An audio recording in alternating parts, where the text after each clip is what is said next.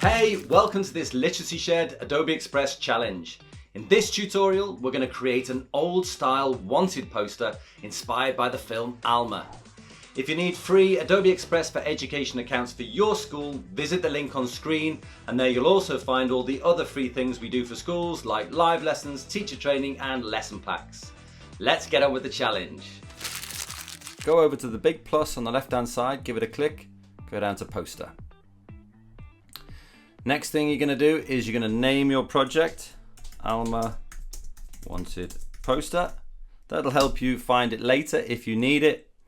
And then the next thing is we're going to give it a background color. Now I want to do an old school vintage style wanted poster, so I'm going to go to background color and just move the slider here until it gets to this kind of orangey brown part, and then I'm looking for kind of like a dull light brown, I suppose, or sand color.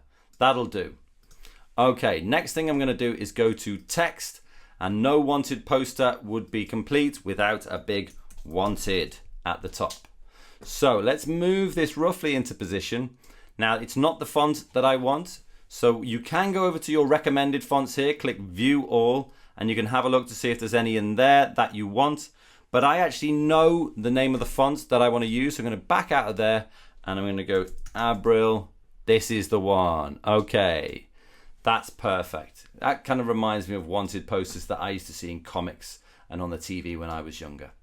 Now that we've got that, I'm going to make sure it's centered, that pink line down the middle. And then also, I'm going to go down here and go to shape. Now, it's given me a default shape and a default color. I'm going to change that default color to black. Now that won't make much sense because you can't see anything now, but when I change the shape itself to something like one of these decorative ones down the bottom, nice, we get this kind of top and bottom kind of decorative effect on it. Perfect. Hey, I hope you're having fun so far. Teachers, if you'd like a PDF mapping this activity to the NCCE Teach Computing curriculum, follow the link that's on screen now.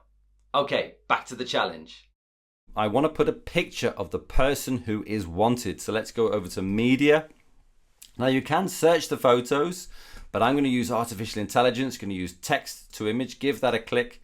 I'm looking for a widescreen photo, I want it to stretch across the page. So I'm going to click that there. And then in terms of description, the more detail you give it, the better. So I'm going to go here and put lots of different bits of detail in there. I'm going to size up this box here where our preview is going to go in. Make sure it's in the middle as well. The content type, I want it to be photo, I want it to look real, and then click generate. Amazing. Right. All of these look good. I'm going to click this one here. That looks great. Now that I've got it, I click off and click back on it again, because what I want to do here is I want to put an effect on it. I want to make it look old. And I could use grayscale here. That looks great already. But if I use something like tint, you can then play with what it looks like. So I'm going to click the sliders in the middle. The color's good, and you can bring the intensity up, and it kind of washes it out, gives it this kind of old yellow faded overlay, and the intensity there, it looks perfect.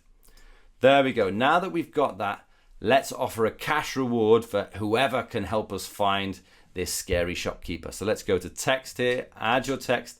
Now it's remembered what text I used last time, and that's good for me. I'm happy with that. So I'm going to put cash reward 5,000. Okay, let's drag this down so we can actually see it. Now what I'm going to do is I'm going to use this dynamic text layout. It's going to click that there. Nice, that's perfect. I want that 5,000 to be big. You can play around with that just by using the corners and pushing it and pulling it around. But that looks pretty good to me. I'm just going to make sure it's centered. There you go. There's my pink line telling me it's centered. And I'm going to pop it round about there. That looks great. Next up, we've got some other bits of text that I want to put in. What is she wanted for? So let's add some text. It's remembered, again, the font from last time. I'm going to change that. But for now, just let me paste in my words and then bring it up to the top here. Now, this isn't working. It's on 2 lines. I want it to be on 1 line. Let's change the font first. I'm going to click in there. The one I'm looking for is Laura or Laura. And I'm going to go for the regular style, I think. And then you can see here, you've got the minus button to decrease the font size. So let's do that. And when it pops onto 1 line, that's when I know it's enough. Okay, that's perfect, just about there. Want it to be roughly the same width as the photo. That'll do. And then just make sure it's in the middle again. Yeah, I've got that pink line, that's great. And I'm just going to evenly space it between wanted and the photo. Now that I've got that and I've got that new style of font, I'm going to click the three buttons. I'm going to duplicate it, bring it down here, just put it, there we go, that'll do there. It's telling me that it's evenly spaced. And in here, quick question, have you seen this shop owner? And then again, three buttons, duplicate, bring this one down, and then I can say where she's last been seen. So roughly about there looks good for me. Double click in the text box, I'm pasting in my text. And now I can either reduce the font size, but actually I don't really want to do that because all the font sizes are the same of all these three pieces of text that I've just put in. So what I can do is reduced text spacing. So let's reduce the letter spacing down. There we go, roughly so it's the same width as the photo. And that looks pretty perfect to me. I'm really happy with this, but to make it even better, what I'm going to do is I'm going to go to media. I'm going to search photos. I'm going to look for something called grunge, which is another name for dirt. And what I want to do is I want to kind of put an overlay on top of this so it looks really old and vintage. So I'm going to put that in there. Don't worry that it's covering things. I'm going to spin it around so it's portrait instead of landscape. And then I'm going to drag this so it covers the whole thing. Now don't worry, because now what we're going to do is play with blend modes, how it blends with the rest of the image.